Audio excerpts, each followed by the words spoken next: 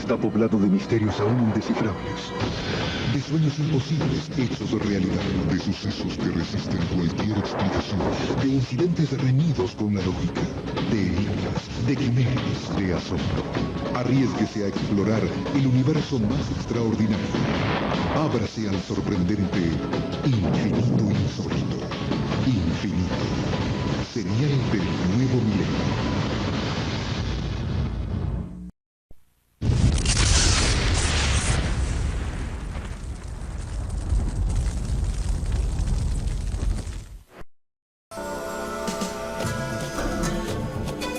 Mesopotamia.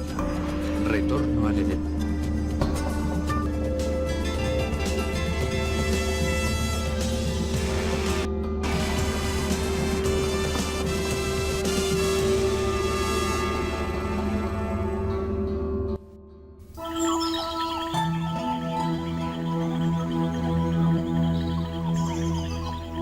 El Jardín del Edén. Es nuestra leyenda más duradera. Una historia que se halla en multitud de grandes civilizaciones.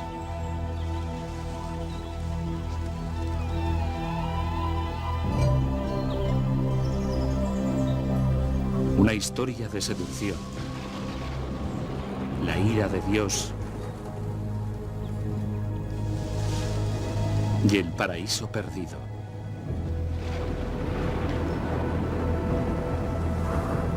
¿Pero es tan solo una fábula? ¿Existe alguna evidencia que demuestre la veracidad de las grandes historias de la Biblia? ¿Existió un lugar como el Edén?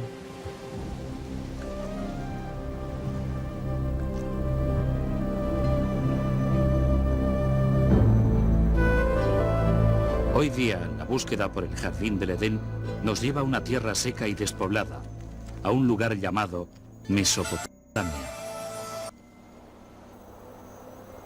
Aquí se sembraron las primeras semillas de la civilización humana.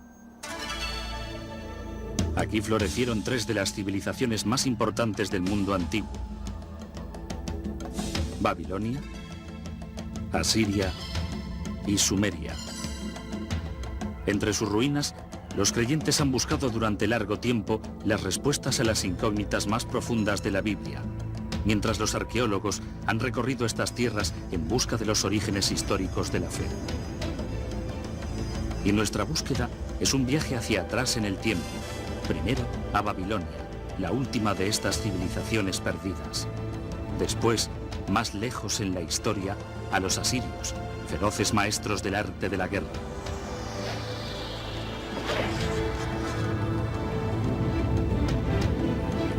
Y finalmente, a un punto tan distante en el pasado que solo el Edén podría haberlo precedido. A Sumeria y la creación de la propia civilización humana. Hace más de 6000 años, esta tierra rica, situada entre los ríos Tigris y Éufrates, vio nacer a las primeras civilizaciones.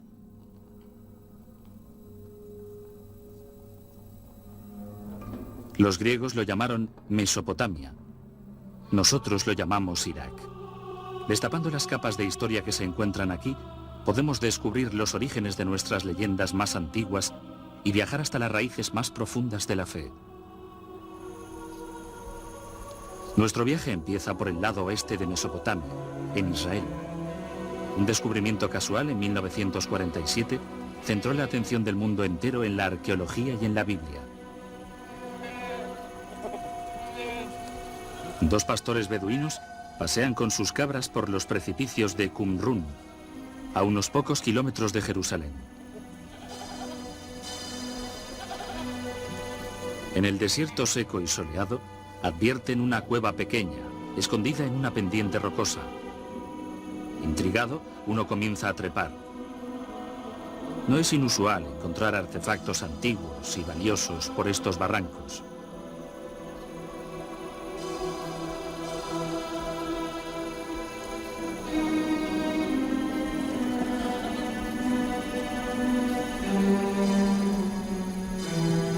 Dentro de la cueva el pastor descubre los restos de ollas antiguas, fragmentos de rollos de escritura y unas hojas de papiro, todos intactos desde la época de Jesús. Estos escritos, realizados por una secta de judíos llamada los Esenios, fueron conocidos en todo el mundo como los manuscritos del Mar Muerto. En otras cuevas de la zona, llegaron a desenterrar cientos de rollos de escritura. Uno de ellos se confirmó como la versión más antigua del Viejo Testamento. Contenía los primeros 5 libros de la Biblia, conocidos por los judíos como la Torá. Los manuscritos del Mar Muerto se convirtieron en el centro de una enorme polémica internacional. Los expertos y teólogos se pelearon por su propiedad y su significado. La sensación fue increíble. Esto fue descrito como uno de los hallazgos arqueológicos más destacados de la historia. Son preciosos para los judíos porque son de origen judío. Son de un periodo crucial en la historia judía. Y son preciosos para los cristianos porque son contemporáneos de Juan Bautista, Jesús, etc. Así pues, proporcionan mucha información, pero además de su valor histórico, existe una gran carga emocional ligada a esta colección de escritos. La Biblia se ha estudiado tanto desde el punto de vista sagrado como desde el punto de vista histórico. Una Torá tradicional siempre se escribe a mano. Las palabras se pronuncian en voz alta mientras las apunta el escriba, convirtiéndose así en una oración viva. Cada Torá se considera sagrada desde el principio de su realización. Pero la exactitud histórica de la Biblia no ha sido fácilmente comprobada. Es un esfuerzo que continúa hoy en día. Algunos de los libros de la Biblia son excelentes textos históricos. De hecho, son los libros históricos más antiguos que tenemos. Y son bastante precisos, pues tenemos referencias recíprocas de otras fuentes. Y son muy parecidos. Así pues, son muy importantes. El descubrimiento de los manuscritos del Mar Muerto fue el hecho más célebre de la arqueología bíblica, pero no el primero. El impulso de explorar la historia bíblica tiene una venerada tradición. Es una búsqueda que empezó en Tierra Santa, pero que acabó en Mesopotamia.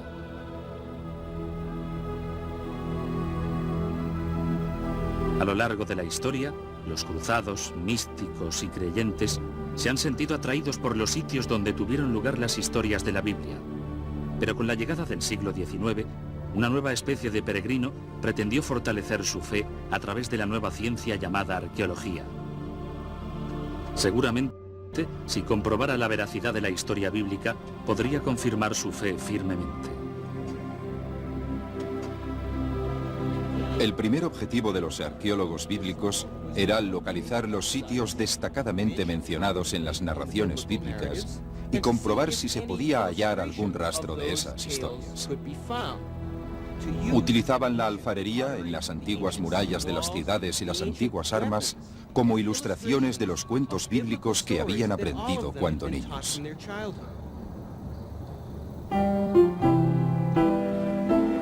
Impulsados por la ilusión de los primeros hallazgos, los expertos del mundo entero se apresuraron a acotar su terreno en la versión bíblica de la fiebre del oro.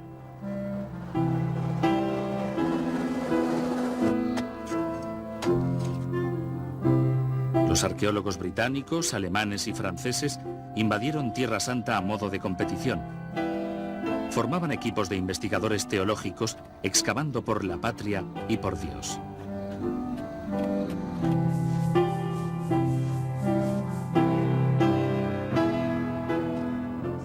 En Tierra Santa, el prestigio de cada uno de los países europeos se medía por la magnitud de los descubrimientos bíblicos que desenterraban. Una de las batallas políticas más fuertes de la historia de la arqueología bíblica fue el descubrimiento de la célebre piedra moabita.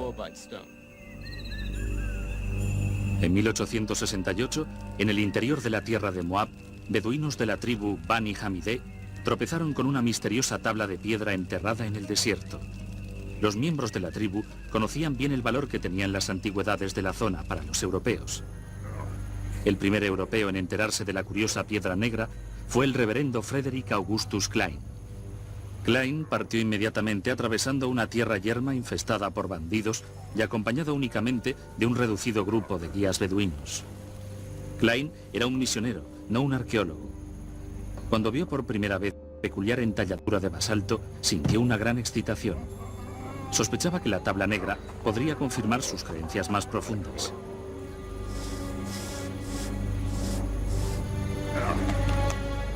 Klein examinó la piedra e hizo una ruda impresión de la inscripción. Estaba escrita en una lengua que Klein desconocía. De vuelta a Jerusalén, Klein buscó ayuda para descifrar el lenguaje de la piedra. A medida que se conocía la noticia, se rumoreaba en las calles y bazares la idea de un gran descubrimiento. La escritura en la piedra se aceptó como el relato de una batalla también descrita en la Biblia, escrito por un rey de Moab. Por primera vez los europeos tenían una evidencia escrita, grabada en piedra, de un relato bíblico. Existían dos fuentes que describían el mismo suceso. Para los creyentes, la piedra constituyó la prueba tan buscada, un testimonio palpable de la precisión histórica de la Biblia. Muchos intentaron comprar la piedra, pero los beduinos tenían muchos motivos para ser desconfiados. En varias ocasiones habían sido engañados y robados por los buscatesoros europeos.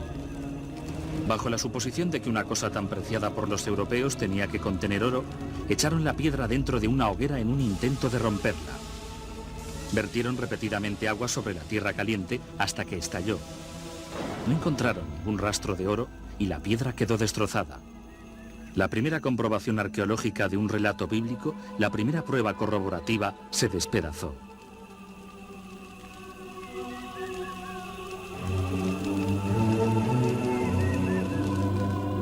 La pérdida de la piedra fue un desastre, pero no puso fin a la búsqueda de tesoros bíblicos. La propia Biblia, ahora confirmada como texto histórico, indicaba el camino hacia un punto todavía más remoto en el tiempo. Un punto a más de 2500 años atrás, a un gran imperio regido desde Babilonia, hasta el mismo momento del nacimiento de la Biblia.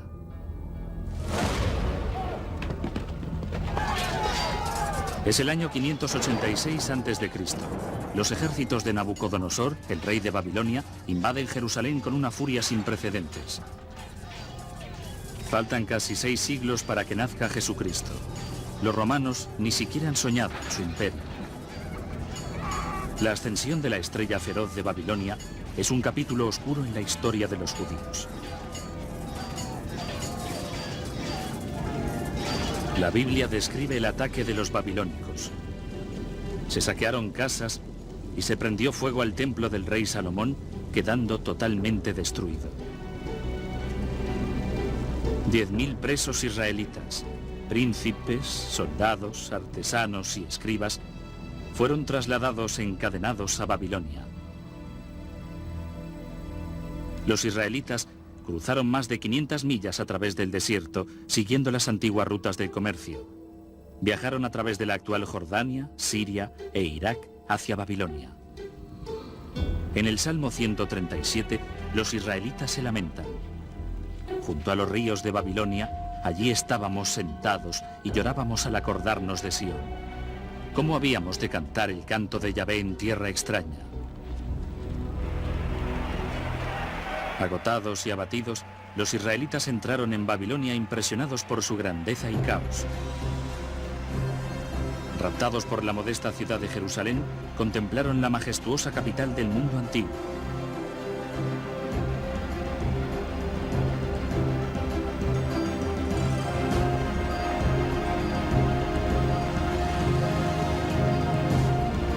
Pero de alguna manera, los israelitas lograron no solamente cantar la canción del Señor en esta tierra extraña, sino también ponerla por escrito.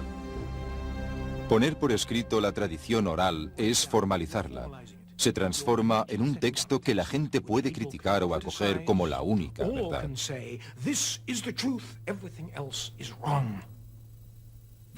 Yo creo que esta es la consecuencia más importante de la puesta por escrito de la Biblia.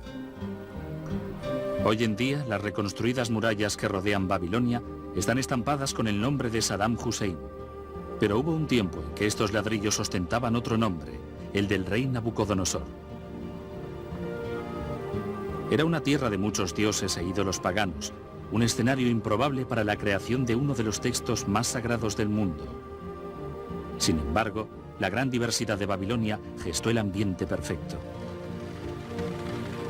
Entraron en un entorno cosmopolita. Hasta los israelitas más educados y cultos tenían contacto directo con gente muy diversa. Los israelitas se encontraron en un crisol de razas y lenguas con dioses y espíritus. Se preguntaban en el libro del Apocalipsis, ¿qué hubo comparable a la gran ciudad? Sus mercaderías de oro y plata, de pedrería y de perlas, de clase de fieras impuras y detestables. Babilonia, la grande, la madre de las meretrices e idolatrías de la tierra.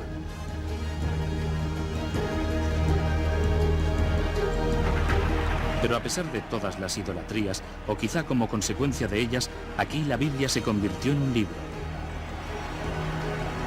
Amenazados por una nueva cultura poderosa, los escribas hebreos se apresuraron a preservar e identificar la identidad judía. A lo largo de 3 generaciones, los escribas unificaron la tradición oral de Israel, las escrituras nuevas y los textos sagrados en un solo manuscrito. Nació la Biblia. Afortunadamente para los israelitas, los babilónicos eran una gente bastante tolerante.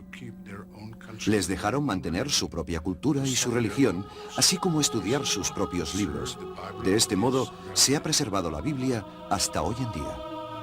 Pero durante el proceso de creación de la Biblia en su largo exilio, la cultura babilónica llegó a influir profundamente en el trabajo de los escribas israelitas. Entre los exiliados, supongo que se contaron muchos años. Hablaban entre ellos. Estoy seguro que de esta manera se transmitía gran parte de la información. Este intercambio de ideas y conocimientos tenía que ser extraordinario.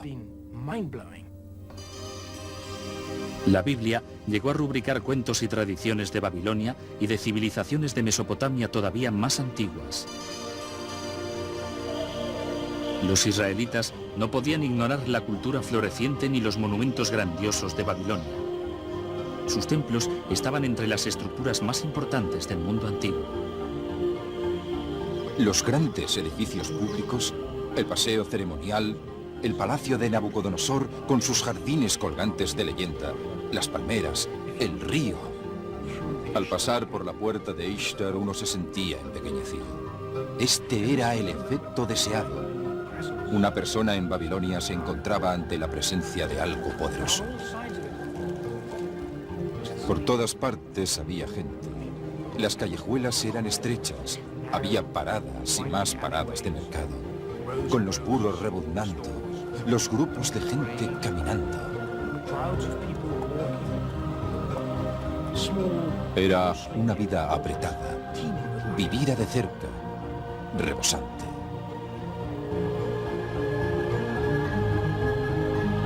Y fue aquí, según cuenta la Biblia, donde uno de los monumentos más extraordinarios del mundo antiguo tocaba el cielo, la Torre de Babel.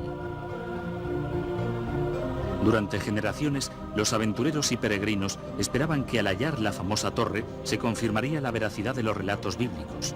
Un buscador fracasado escribió: Que no se atreva ningún hombre a acercarse a la torre, pues es un desierto, poblado de dragones y serpientes enormes y lleno de diversas bestias venenosas. Los peregrinos medievales pensaban que habían encontrado la torre, este minarete en el norte de Irak.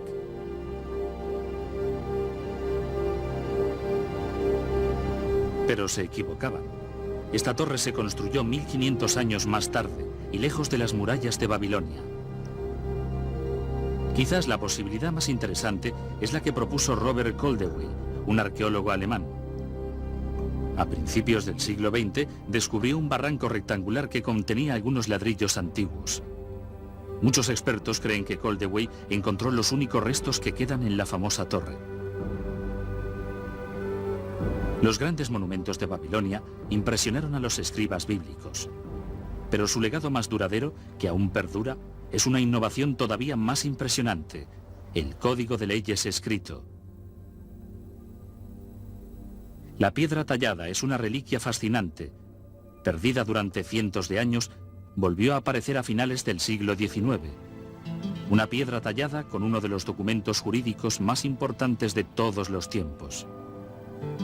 1200 años antes de que los israelitas fueran apresados, un rey babilónico hizo tallar esta piedra con las leyes que llevan su nombre, el Código de Hammurabi. Estas escrituras pueden ser interpretadas como las precursoras de los códigos legales que se detallan en los libros Éxodo, Levítico y Deuteronomio. En las sociedades que solo transmitían sus conocimientos y leyes oralmente, los precedentes eran muy importantes. Pero cuando se pusieron por escrito, aquellos que las escribían tenían un poder inmenso. El Código de Hammurabi ha tenido gran influencia en casi todas las civilizaciones que han seguido a Babilonia. Hoy en día, incluso algunos de sus métodos de juicio más primitivos sobreviven en su forma original.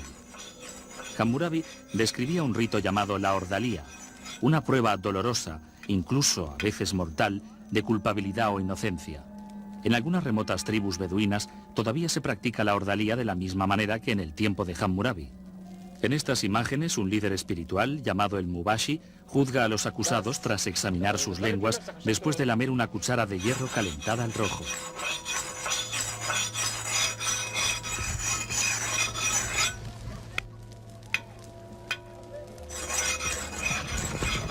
Estos hombres han sido acusados de robo. Se tienen que someter a la ordalía, o por defecto ser declarados culpables. Los familiares miran ansiosamente mientras los jóvenes se preparan para el doloroso rito.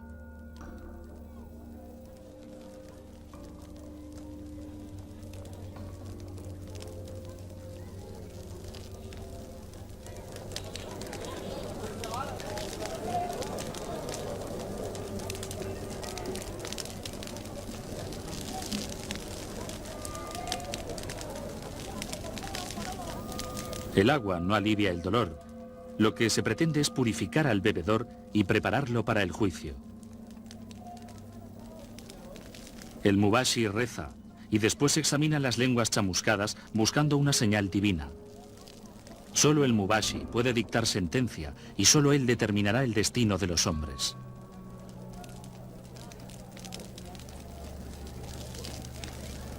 Finalmente, el veredicto. Uno de los hombres es hallado inocente, lo que alivia grandemente a su familia. El otro no es tan afortunado. Declarado culpable, será castigado por su crimen. La ordalía es, en el mundo moderno, una herencia de Hammurabi. Pero las leyes de Hammurabi alcanzaban el presente de manera más directa aún, a través de la Biblia. No robarás. No desearás a la mujer de tu prójimo.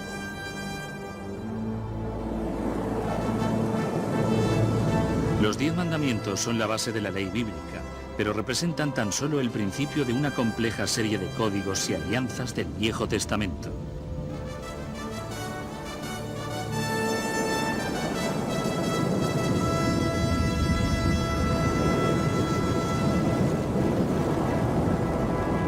Y en estas leyes se oye la voz de Hammurabi claramente. Hammurabi estableció las leyes, aunque no innovó demasiado. Simplemente puso por escrito las leyes que habían funcionado durante cientos de años. Ojo por ojo, diente por diente y principios similares, muchos de los cuales están sistematizados jurídicamente hoy en día. Pero la Babilonia que moldeó a la Biblia y sus leyes tuvo sus raíces en una civilización que llegó a su cumbre 7 siglos antes de Jesucristo. Era el imperio brutal de Asiria, un lugar que la Biblia llamó una tierra bañada en sangre.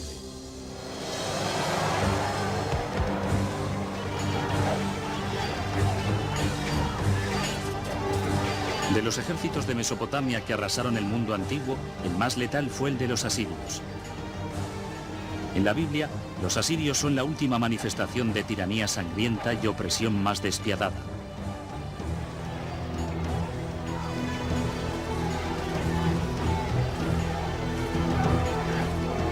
Cien años antes de la toma de los presos israelitas por Nabucodonosor, la Biblia cuenta que el rey asirio Sanarib atacó la tierra de los israelitas.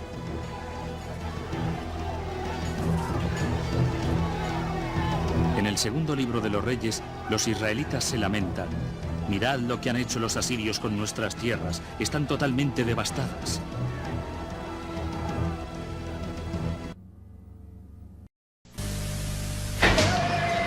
Regresaremos con más Infinito Insólito.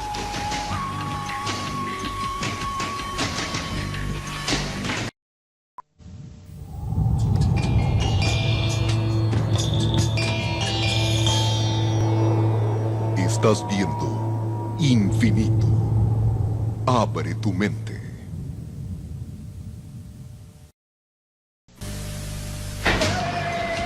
Continuamos con Infinito Insólito.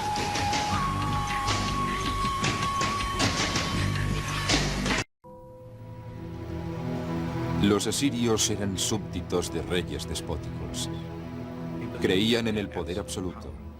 El poder absoluto representa el control y casi invariablemente este poder se mantiene a merced de la eficacia y fuerza militar. Los asirios mantenían una máquina de guerra enormemente poderosa y eficaz. En las paredes de los palacios de los reyes asirios se encontraban las crónicas de algunas de sus expediciones descritas en términos vanagloriosos y grandilocuentes.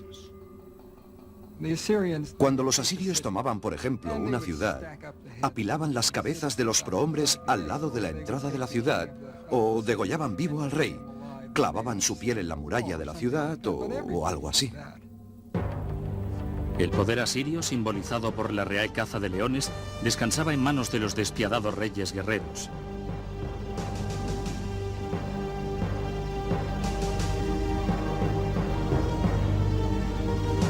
Incluso la Biblia muestra su admiración.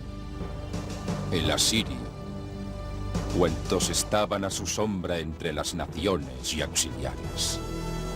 Cuando la ciudad de Roma se encontraba en su infancia, Asiria era el imperio más grande del mundo. Durante más de 1000 años, los detalles sobre la civilización asiria eran escasos. Ni siquiera se conocía su gran capital, Nínive. Pero en 1852, estas ruinas fueron exploradas por el arqueólogo británico Austin Henry Layard. Lo que Layard encontró aquí, en el norte de Irak, era el Palacio Real de Nínive, un tesoro impecable de la civilización asiria.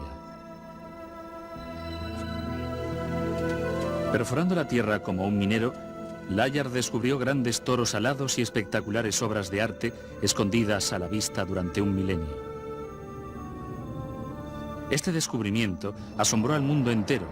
Nínive suponía el hallazgo de otra ciudad bíblica, otra confirmación de la exactitud histórica de la Biblia.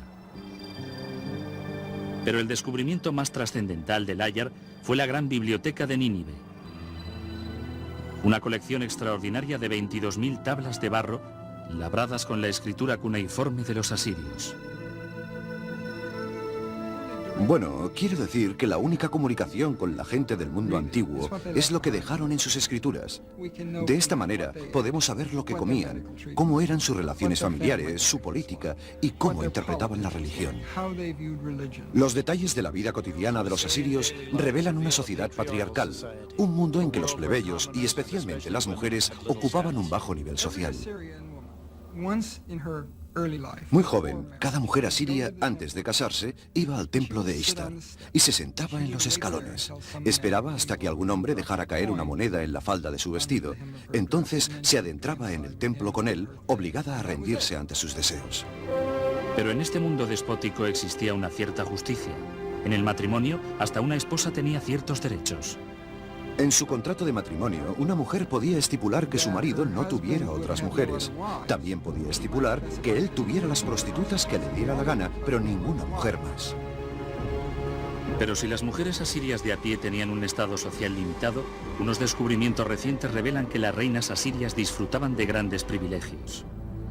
En 1989, un hallazgo asombroso tuvo lugar en el Palacio Antiguo de Nemrod, en el norte de Irak. Los expertos lo consideraron el descubrimiento más importante desde la tumba del faraón Tutankamón, el tesoro de Nemrod. Mientras limpiábamos algunas de sus habitaciones, descubrimos las indicaciones de unas bóvedas subterráneas. Lo sacamos todo y al examinarlo nos dimos cuenta de que teníamos los restos mortales de al menos 2 reinas. Unas pulseras de oro puro todavía adornaban sus huesos. Un tesoro real sepultado más de 2000 años atrás. Estas imágenes extraordinarias, tomadas por unos arqueólogos de Irak, sirven de archivo de estos hallazgos impresionantes. Por primera vez, la tumba de una reina asiria había sido descubierta intacta. El sepulcro real todavía llevaba una maldición para proteger a sus ocupantes. Si alguien me saca de mi tumba, que su alma vague sedienta bajo los crueles rayos del sol, y que inflijan su cadáver y espíritu con malestar eterno los grandes dioses del infierno. Ignorando la maldición, los arqueólogos excavaron más de 57 kilogramos de joyas hermosas, copas de cristal y grabados exquisitos. Los antiguos asirios eran maestros orfebres, pero la importancia de este tesoro excede mucho a su valor en oro. Cuando morían, las reinas asirias eran obsequiadas con abundantes joyas, pero en vida eran los reyes quienes forjaban la historia. Eran reyes con gusto por los imperios.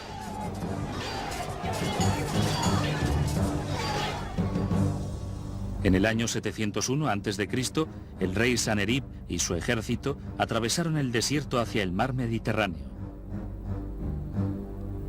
Los bravos asirios se empeñaron en conquistar todo lo que encontraron en su camino. Las ciudades de Judá, incluso Jerusalén, y su rey desafiante, Hezequía. Los asirios conquistaron muchas fortalezas, pero la destrucción brutal de la ciudad de Laquish es descrita en los archivos de la historia y también por la Biblia. El cerco de Laquish es un ejemplo perfecto de cómo el ejército asirio se comportaba en sus conquistas. Llegaban a una ciudad, la rodeaban, la conquistaban y se apresaba a sus habitantes como esclavos si no eran ejecutados hombres, mujeres y niños. Su táctica era muy sencilla. Era una conquista rápida, sistemática, eficaz y brutal. En los relieves de las murallas de los palacios asirios se ven las escenas de los cercos. Se ven los soldados moviendo tierra para hacer barreras, con los escudos protegiéndolos de lo que se tiraba desde arriba. Pero los cercados no tenían ni siquiera la más remota esperanza. Todos esos tipos eran soldados profesionales, formaban una máquina. Desde la capital, Jerusalén, el rey Hezequía sabía que un ataque asirio era inevitable. Se apresuró a fortificar la ciudad y mandó excavar un acueducto subterráneo en un intento desesperado por proteger el suministro de agua en la ciudad en caso de un cerco. El plan de Hezequía funcionó. La Biblia nos cuenta que Dios salvó a Jerusalén y el rey asirio volvió avergonzado a su tierra. La versión del conflicto que escribió Sanerib se halló en un prisma de barro desenterrado en Nínive. Coincide con la historia bíblica hasta en los pormenores más rigurosos, aunque su punto de vista es radicalmente diferente. Sanerib dice: pero en cuanto a Hezequías, el judío que no se arrodilló a mi yugo, me acerqué y conquisté 46 de sus poblaciones fortificadas. El terrible resplandor de mi señorío le aplastó. Bueno, las dos historias se cuentan desde puntos de vista contrarios, pero están de acuerdo. Si tuviéramos que contar lo que nos ha pasado, usted lo contaría de una manera y yo de otra. Tenemos la historia de la invasión de Judea por Sanerib. Cada versión trata el mismo evento histórico sin ninguna contradicción. Claro que la única contradicción está en la explicación de la derrota de Sanerib. En la versión de Sanerib, Hezequía está encerrado en Jerusalén como un pájaro enjaulado, pero en la Biblia los ejércitos asirios fueron repelidos por las murallas de Jerusalén. Es quizás el primer ejemplo de censura selectiva. El Dios de los israelitas tiene la última palabra. Derribaré al asirio en mi tierra. Por la voz de Yahvé, los asirios serán derrotados. Isaías capítulo 6. La Biblia cuenta que Dios destrozó Nínive, el trono de los poderosos reyes asirios. Pero esta no fue la primera aniquilación. Mucho antes, Yahvé había arrasado una civilización entera. No se menciona su nombre ni siquiera una sola vez en la Biblia, pero se llamaban sumerios y fueron los primeros en contar la historia de una gran inundación. Es una de las historias bíblicas más familiares, la saga del Arca de Noé. Un dios furioso, un barco de madera, un diluvio. Es la historia de Noé y su familia escapando en el arca con cada especie de animal y sobreviviendo al castigo de la inundación mientras la humanidad es destrozada. Es un cuento primordial, removiendo nuestros temores y esperanzas más profundos. Es un cuento que se halla en la Biblia, pero también en otro texto antiguo, un texto descubierto en las ruinas de Sumeria. A principios de este siglo, se tradujeron algunas tablas encontradas en Mesopotamia. Revelaron la leyenda más antigua de un diluvio catastrófico. La primera epopeya escrita del mundo es el relato del rey mítico Gilgamesh. Este cuento, de una inundación desastrosa, precede a la versión bíblica al menos en 2000 años. Durante 7 días y 7 noches, el diluvio barrió la tierra. La gran arca fue desplazada de un lado a otro por los ventarrones. En la versión de Gilgamesh, el arca se encalla contra una montaña. El marinero suelta pájaros, así que el relato tiene un fin misteriosamente similar al de la Biblia. Es un cuento fabuloso. Hace más de 5000 años, la historia de un gran diluvio se contó aquí por primera vez en las antiguas ciudades de Sumeria, Uruk, Gerido y Ur. En Sumeria encontramos los orígenes de casi todo aquello que marca la civilización. Ellos inventaron la rueda, el gobierno y la jardinería. Sumeria, la primera civilización de la Tierra. En una tierra sin piedra, los sumerios inventaron ladrillos de barro, como los que todavía se fabrican y se utilizan hoy en día. Y de estos sencillos bloques erigieron los primeros grandes monumentos, llamados zigurats, templos imponentes que alcanzaban gran altura. Los sumerios inventaron el minuto de 60 segundos e incluso el adolescente problemático. ¿A dónde has ido? No he ido a ningún sitio. Si no has ido a ningún sitio, ¿por qué pierdes el tiempo? Vete a la escuela, ponte ante tu profesor, recita tus deberes, escribe tu tablilla. ¿Lo has entendido? Nosotros conocemos de los sumerios sus inventos sorprendentes y sus vidas cotidianas gracias a su innovación más impresionante, la escritura. Conocemos sus leyendas antiguas y sus secretos íntimos porque alguien los puso por escrito. Era algo que nadie había hecho antes. Es una ventana, pero una ventana compuesta de muchos cristales, algunos de los cuales son transparentes y otros no. Nos falta mucho más de lo que tenemos, aunque en algunos casos lo que hay es espectacular. Siempre hemos de tener presente que hay partes de la vida cotidiana que nunca podremos ver porque corresponden a gente de escasa importancia para aquellos que escribían las tablillas. Hace 5000 años, un sumerio grabó sus historias en el barro, proporcionándonos una mirada al mundo en el nacimiento de la civilización. En cuanto a su personalidad, los sumerios eran en algunos aspectos muy parecidos a nosotros. Les importaba conocer a la gente, beber cerveza, etc. Y había varias colecciones de poesía que relatan los preparativos de una mujer para su amante, y cómo se viste y se lava y espera que llegue su amante. El centro de la civilización sumeria era la ciudad perdida de Ur, en un tiempo considerada el lugar de nacimiento de Abraham, el primero de los patriarcas de la Biblia. Es el paradigma de la ciudad bíblica en términos arqueológicos, porque allí se realizó una de las excavaciones más célebres de los años 20 y 30 por un extraordinario arqueólogo británico llamado Leonard Cooley. Una vez, un arqueólogo británico describió la arqueología como la ciencia de los desperdicios, y es verdad. Pero a mí me interesa el arqueólogo que puede dar vida a las piedras, huesos, ladrillos y ollas. Así era Leonard.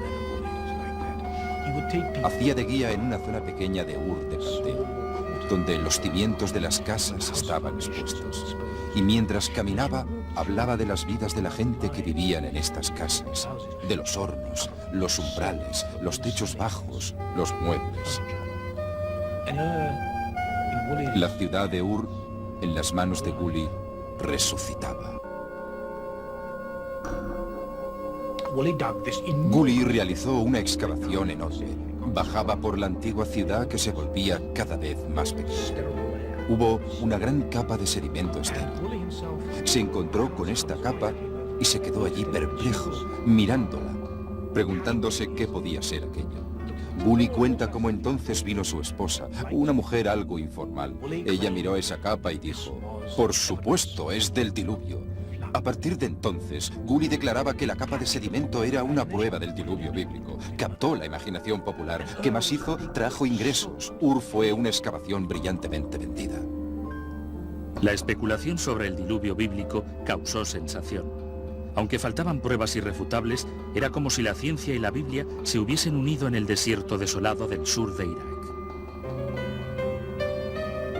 Luego, Guli desenterró un tesoro indiscutible. Un descubrimiento que proporcionó una perspectiva extraordinaria a las civilizaciones más antiguas, las tumbas reales de Ur.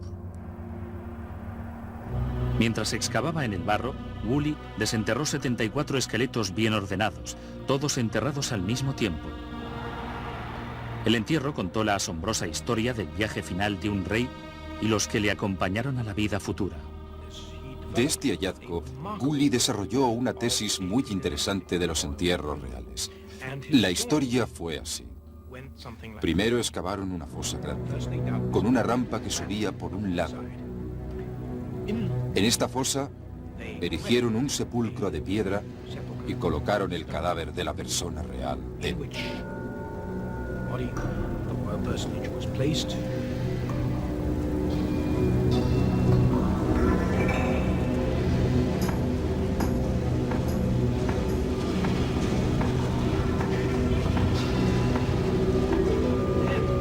Entonces, la corte entera entró en la fosa. Todos se pusieron en fila con unos jarritos de veneno.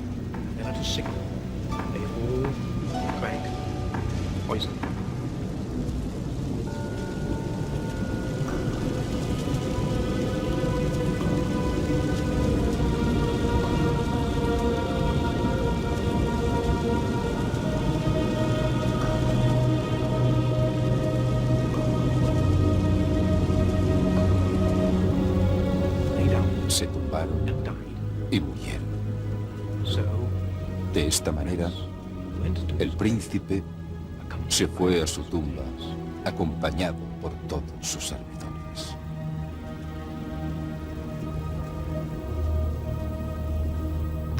Este se ha convertido en uno de los grandes descubrimientos. Es un gran relato de un entierro de la arqueología y historia antigua. El descubrimiento de las fosas en Ur constituyó un triunfo para la arqueología. Reveló secretos antiguos de la primera civilización. Pero la ciencia solo puede llevarnos hasta cierto punto. Donde las pistas acaban, la epopeya de Gilgamesh proporciona las huellas finales.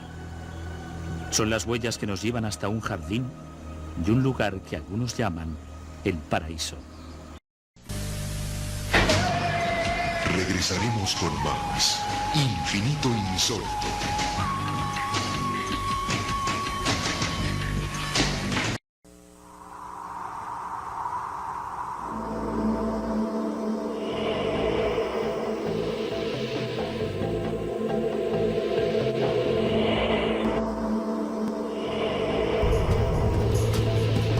Estás viendo Infinito. Abre tu mente.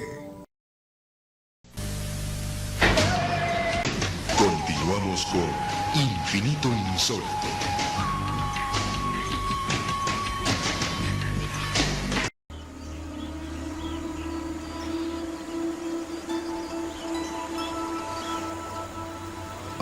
El jardín del Edén. Al principio Dios creó el cielo y la tierra. Es un cuento familiar. De este tipo de mitos hay en casi todas las civilizaciones. Como también suele haber un mito de la búsqueda del paraíso. Es el deseo apremiante de un mundo mejor. Los jardines del Edén, el paraíso, es el deseo de la gente de tener una vida menos complicada. Una vida fácil o un premio por haber trabajado tanto. En la antigua epopeya sumeria de Gilgamesh, el paraíso se llama Dilmun. Es un lugar más allá del umbral de la morada humana normal. Así es como figura en la versión sumeria del mito del diluvio. Es allí donde el sobreviviente del diluvio se va a vivir. Y hay otros mitos que describen Dilmun como un lugar donde todo era perfecto. Dilmun figura en las leyendas de Mesopotamia como una especie de jardín del Edén. Es un lugar de un intenso verde, con agua abundante, vientos frescos y brisas.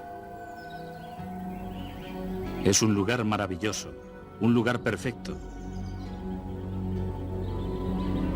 Sin embargo, también es el territorio de una serpiente. En la epopeya antigua, la serpiente roba la flor que otorga la inmortalidad. Así como Adán Gilgamesh ha de dejar el jardín y morirse.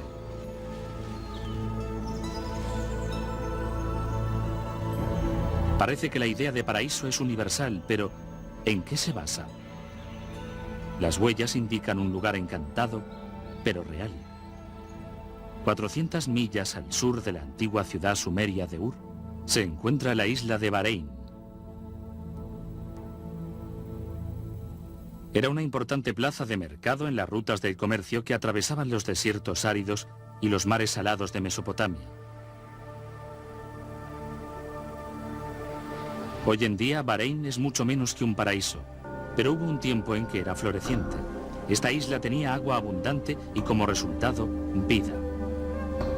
Hace mucho tiempo, esta isla era Dilmun, pero ¿era el paraíso? En comparación con el desierto que le rodea, parece ser que sí. Había tanta agua aquí que lo que es ahora una isla desierta, entonces florecía. Era un jardín, ofreciendo ricos y variados frutos. Y vivía aquí una gente que aparentemente llevaba una vida bendita. Más de 85.000 montículos de tierra indicando el lugar de tumbas están repartidos por toda la isla. Probablemente es la mayor cantidad de tumbas en una sola zona del mundo antiguo. Los antiguos huesos nos demuestran que esta gente era más alta y sana y vivía más años que cualquier otro colectivo de la región. En los montículos hay otra asombrosa huella. Se encuentran restos de serpientes embalsamadas ritualmente en algún momento hace más de 4.000 años. Aquí en Bahrein encontramos la serpiente tal como la encontramos en la epopeya de Gilgamesh y tal como la encontramos en la Biblia.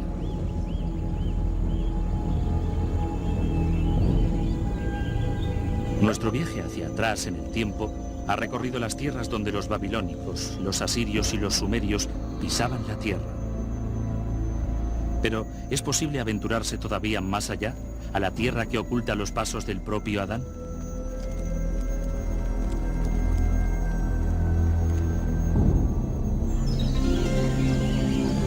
Aquí, la fe y la razón han de separarse. Ahora sabemos que existía una isla de jardines en Mesopotamia. Si lo deseamos, podemos creer que era el paraíso.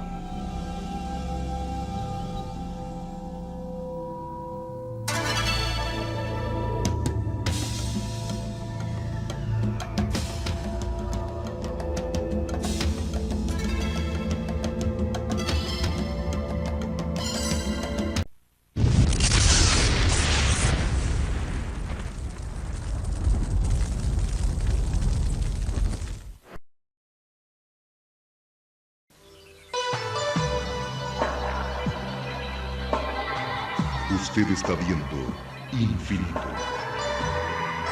Infinito, señal del nuevo milenio. Mientras el planeta sigue sorprendiéndonos con misterios inexplicables, en Infinito seguimos trabajando con más y más horas de producciones propias y exclusivas. Los casos más inquietantes, analizados por un equipo especializado de investigadores y cazadores de fenómenos extraños en distintas partes del mundo, a través de realizaciones para el asombro, reunidas en Infinito Original.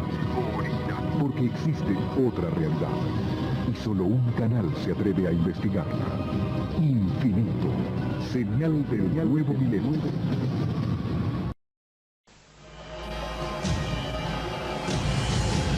Cada minuto, de cada hora, de cada día, ocurren eventos inexplicables. Incidentes, fenómenos, encuentros, ritos, experimentos. Cada día, cada hora, cada minuto, cada 60 segundos, se revela una vida llena de misterios. Ahora un canal trata de dar luz a todo. Un canal que indaga los misterios del universo. Un canal que se aventura en territorios desconocidos. Un canal que explora las preguntas que definen nuestra existencia. ¿Estamos solos en el universo? ¿Existe la vida después de la muerte? ¿Quién construyó las pirámides? ¿Se puede predecir el futuro? ¿Podemos mover objetos con nuestra mente? ¿Existe el infierno? ¿Se acabará el mundo en el año 2000? ¿Es la historia una gran mentira? Para cada pregunta hay una respuesta, pero ¿hasta dónde estamos dispuestos a llegar para encontrar la verdad? Desde Machu Picchu al Chupacabra, desde los aztecas al zodíaco, desde los extraterrestres a los ángeles. Esto es Infinito, un viaje hacia lo desconocido, una exploración de lo inexplicable.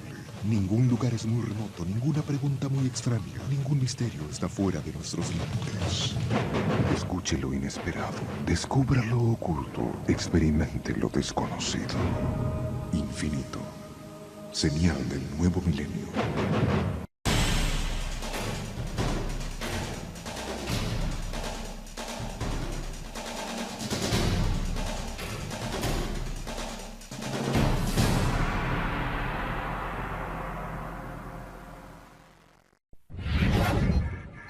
Infinito.